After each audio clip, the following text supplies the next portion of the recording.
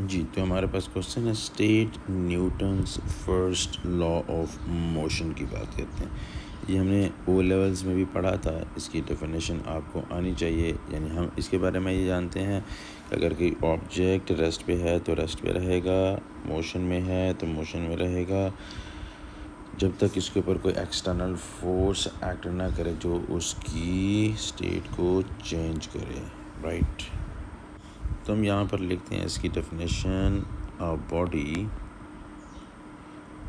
लिख सकते हैं, मास लिख सकते हैं, ऑब्जेक्ट लिख सकते हैं, ठीक है, कॉन्टिन्यूस एट रेस्ट, और हम ये कह सकते हैं at constant uniform, at constant, या फिर क्या कह सकते हैं uniform velocity unless acted by a resultant force.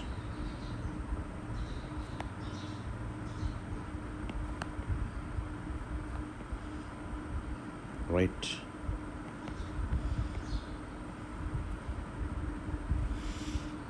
अब देखें बी पार्ट के अंदर an object A of mass 100 gram is moving in a straight line with velocity this to the right. It's very important.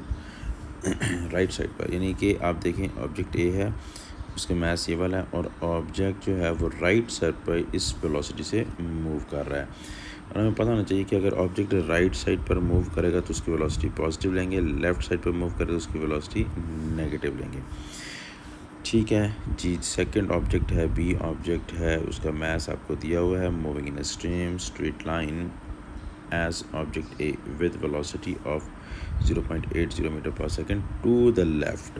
यानी अब इसका ये मास दिया हुआ है, ये इसकी वेलोसिटी दी है, तो इसके साथ क्या आएगा नेगेटिव का साइन आएगा, इसके साथ क्या आएगा पॉजिटिव का sign. Objects A and B collide. जब भी कोलिजन के क्वेश्चंस आएंगे तो आपके माइंड में law of conservation of momentum आना चाहिए। Law of conservation of momentum का हमें पता है। अच्छा, ये देखते हैं कि object A then moves with velocity this to the left. अब ऑब्जेक्ट जो ए है, यानी ये वाला जो ऑब्जेक्ट होगा, ये लेफ़्ट साइड पर मूव करेगा कोलिजन के बाद, तो उसकी वेलोसिटी भी हम यहाँ पर साइड पर लिख देते हैं 0.40 मीटर पर सेकेंड, क्योंकि लेफ़्ट साइड मूव करते हैं नेगेटिव साइन आ जाएगा। यानी अगर मैं इसकी वेलोसिटी को u1 कहूँ, इसकी वेलोसिटी को u2 कहूँ, तो ये कोलिजन के बाद की वेलोसिटी तो मैं इसे क्या कहूँगा v1 कहूँगा। कोलिजन के बाद जो इसकी वेलोसिटी होगी उसमें क्या कहूँगा v2 कहूँगा। और हमें कहा गया है calculate the magnitude of the velocity B after the collision, यानी हमने क्या चीज़ फाइंड करनी है, v2 निकालना है।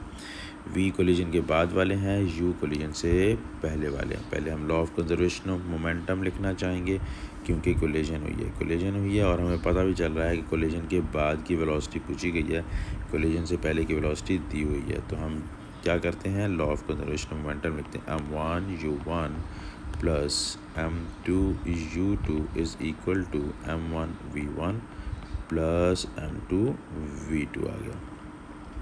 देखें जी, पहले ऑब्जेक्ट के हवाले से, अच्छा ग्राम्स में दिया हुआ है, दोनों साइड पर ग्राम्स में रहने दें, इसीलिए कन्वर्जन की ज़रूरत नहीं पड़ेगी आपको, ठीक है। यानी आप देखें ना, लेफ़्ट हैंड साइड पे भी मैसेज आप ग्राम में रखना है, राइट हैंड साइड पर भी मैसेज में, या तो दोनों को केजी में रख दें या दोनों को ग्राम्स में रख दें, ठीक है।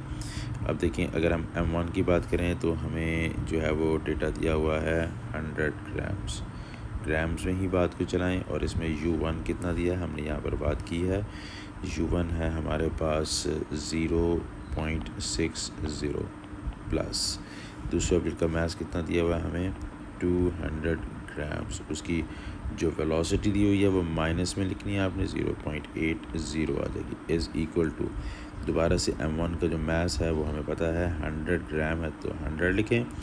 उसकी वेलोसिटी आफ्टर कोलिजन हमने देखा था, क्योंकि उसने कहा था कि लेफ़्ट साइड पर है, राइट, कोलिजन के बाद की, तो इसीलिए नेगेटिव साइन के साथ देखें -0.40 आ जाएगा, और प्लस लिखें। अब m2 की बात है, m2 कितना दिया हुआ है हमें 200 दिया हुआ है, और हमें v2 फाइंड आउट करना है।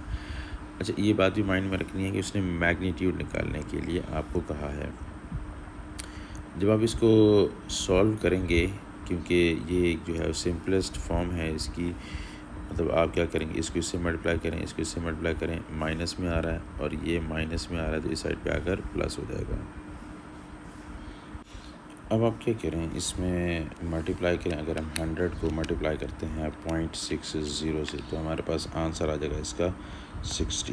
प्लस करें, फिर उसके बाद हमारे पास क्या है, फिर आप अगर इसको 200 को मल्टीप्लाई करते हैं 0.80 से, तो हमारे पास आंसर बनेगा -160 इज़ इक्वल टू, अगर आप क्या करते हैं 100 को मल्टीप्लाई करते हैं 0.40 से, तो हमारे पास आंसर आ जाएगा 40, माइनस में 40 आ जाएगा, प्लस 200 इंटू वी आ जाएगा। अब देखें 60 है, 160 है, तो यहाँ पर हमारे पास आंसर क्या आ जाएगा, -100 आएगा, ये माइनस में आगे प्लस में आ जाएगा, प्लस 40 आ जाएगा, और ये 200 इंटू V2 आ जाएगा। तो लेफ़्ट हैंड साइड को सॉल्व करें तो हमारे पास आंसर आएगा -60, राइट हैंड साइड पे क्या है 200 और V into V2। Next step में V2 is equal to -60 divided by 200। तो हम देखते हैं कि 60 डिवाइडेड बाय 200 का आंसर जो है हमारे पास कितना आता है, -0.3। ठीक है, अच्छा उसने मैग्नीट्यूड गई है ना, अब आप इसको क्या कर सकते हैं 0.3 लिखें। अब आपके पास ऑप्शन है कि आप माइनस लिखें या ना लिखें। मार्किंग स्कीम में भी क्या है, ये माइनस को ब्रैकेट में ही रखा गया है। ठीक है, तो मैग्नीट्यूड में वैसे ये होता है कि मैग्नीट्यूड में नेगेटिव साइन को आप इग्नोर कर सकते हैं, राइट। तो ये हमारे पास इसका आंसर आ गया। अब आप ये देखें कि इस क्वेश्चन में एक बात इम्पॉर्टेंट ये है कि हमें ये बात पता होनी चाहिए कि इलास्टिक कोलिजन और इन इलास्टिक कोलिजन में फ़र्क क्या होता है। अगर इलास्टिक कोलिजन होती है तो उसमें जो शुरू की यानी कोलिजन से पहले जो काइनेटिक एनर्जी होती है उसका जो सम होता है, यानी हम यहाँ कहें अगर ये टोटल काइनेटिक एनर्जी है बिफ़ोर कोलिजन और काइनेटिक एनर्जी जो आफ्टर कोलिजन होगी वो अगर हैं इक्वल, राइट, तो हम क्या कहेंगे, ये कौन सी इक्वल होंगे तो कौन सी कोलिजन होगी, इलास्टिक कोलिजन होगी। अच्छा आप ये देखें कि हमें क्या पता है कि अगर हम इनकी वैल्यूज़ को जानते हैं, आप बेशक कैलकुलेट कर लें इनकी वैल्यूज़ को, तो कैलकुलेट करने पर आपको आइडिया होगा कि जो, क्योंकि अब हमारे पास डेटा तो है ना, M1 है, U1 है, M2 है, U2 है, M1 है, V1 है, M2 है, V2 है। आप क्या करें, इनकी वैल्यूज़ को पुट करें, लेफ़्ट हैंड साइड को पुट करें, राइट हैंड साइड को पुट करें। अगर तो वो इक्वल आ जाएं, ठीक है, तो वो क्या होगी, इलास्टिक कोलिजन होगी। अगर इक्वल ना आए तो इन इलास्टिक कोलिजन होगी। अब एग्जामिनर ने क्या कहा है, उसने एग्जामिनर ने कहा है कि the collision between A and B is in elastic. अब काम हो गया आसान। काम किस तरह से आसान हुआ, क्योंकि उसने ख़ुद बता दिया कि इन इलास्टिक है। इसका मतलब है अगर हम वैल्यूज़ पुट करते हैं तब भी हमें आइडिया हो सकता है, लेकिन उसने हमें क्योंकि ख़ुद कह दिया कि इन इलास्टिक है, मतलब इक्वल नहीं होंगे, left hand side right hand side के इक्वल नहीं होगी। तो इक्वल ना होना क्या बताता है, इक्वल ना होना ये बताता है कि काइनेटिक एनर्जी जो बिफ़ोर कोलिजन होगी वो काइनेटिक एनर्जी आफ्टर कोलिजन के इक्वल नहीं होगी।